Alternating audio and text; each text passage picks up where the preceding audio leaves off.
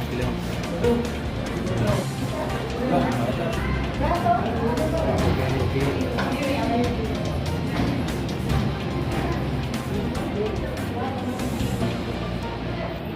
मैं 5 साल की थी जब मुझे सबसे पहली बार ऐसे समझ में आया कि कुछ तो अलग है मेरे शरीर और मेरी आत्मा के बीच में, क्योंकि जो मेरी बहन कर सकती थी वो मैं नहीं कर सकती थी। मुझे वो करने के लिए मना किया जाता था क्योंकि मैं एक लड़के के शरीर में पैदा हुई थी।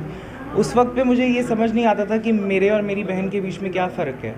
लेकिन जब मैं थोड़ी बड़ी हुई, फिर बॉयज़ स्कूल में पढ़ने लगी, तो धीरे धीरे सब ने, आसपास के लोगों ने समझा दिया कि भाई तुम एक लड़का हो और एक लड़के की तरह ही रहो। अगर इसके अलावा तुम अगर दूसरी तरीके से रहोगे तो जीना जो है वो मुश्किल हो जाएगा। तो मैं भी उसी तरह बन गई और मुझे लगा कि मुझे सारी ज़िंदगी शायद झूठ ही बोलना पड़ेगा। लेकिन फिर जब कोरोना का टाइम आया और सब लोग आसपास इतना मर रहे थे, सब लोग इतनी डेथ्स हो रही थी, तो मुझे ऐसा लगा कि अगर मैं कल को मर जाती हूँ तो क्या मैं सच में कभी ज़िंदा थी। और राजेश खन्ना जी का वो डायलॉग है कि बाबू मोशाय ज़िंदगी लंबी नहीं बड़ी होनी चाहिए। तो मैंने सोचा कि चलो बड़ी वाली ज़िंदगी जीते हैं और अब सच बताएंगे, जो होगा वो देखा जाएगा। तो मैंने मम्मा को बताया पहले, क्योंकि पापा से थोड़ा डर लग रहा था। तो उन्हें पूरी तरीके से समझ तो नहीं आया, लेकिन वो मेरे साथ खड़े रहे। फिर पापा को कहा तो पापा ने कहा कि अब डरने की क्या ज़रूरत है, हम ये सोचेंगे कि हमारी 2 बेटियां हैं, क्योंकि मेरी एक बड़ी बहन है तो 2 बेटियां हैं।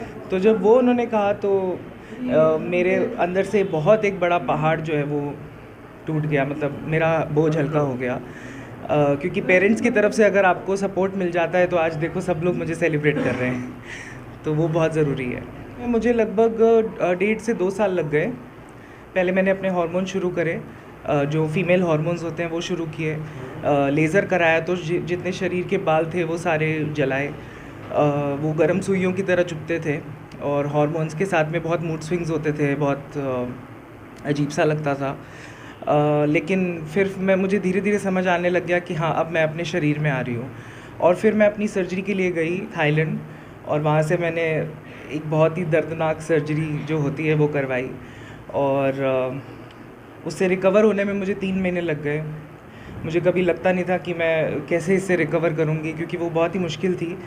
फिर मैंने अपना लीगल प्रोसेस सारा चेंज कराया, नाम चेंज कराना, जेंडर चेंज करवाना, और समाज के लिए भी, क्योंकि वो थोड़ा मुश्किल था एक्सेप्ट कर पाना, समझ पाना शुरुआत में। लेकिन मैंने अपने तरीके से उन्हें समझाया तो वो लोग समझ भी गए। तो पूरा प्रक्रिया लगभग 2 साल की थी। शुरू में जब इसने बताया हमको, आज से 3-3.5 साल पहले, तो हमको तो ऐसा पता नहीं था कि भाई ये ऐसा होता है। तो फिर पहले इसने अपनी मम्मी को बताया और मम्मी ने फिर हमको बताया, तो हमने फिर हाथों हाथ एग्री कर लिया कि चलो हमारे कोई बात नहीं है, लड़का है, लड़की बनना चाहती है, तेरी खुशी के लिए हम हैं जो तैयार हैं। तो इसके लिए बहुत खुश हो गई और हम भी तैयार हो गए। और ऐसा नहीं सोचा कभी कि हमारा एक लड़का एक लड़की है। और इसी ने भी ये बोला कि आप ये मत समझना कि मैं लड़की बन गई तो लड़की हूँ, मैं आपका लड़का बन के भी काम करूँगी। तो ऐसा आप ज़िंदगी में कभी मत समझना।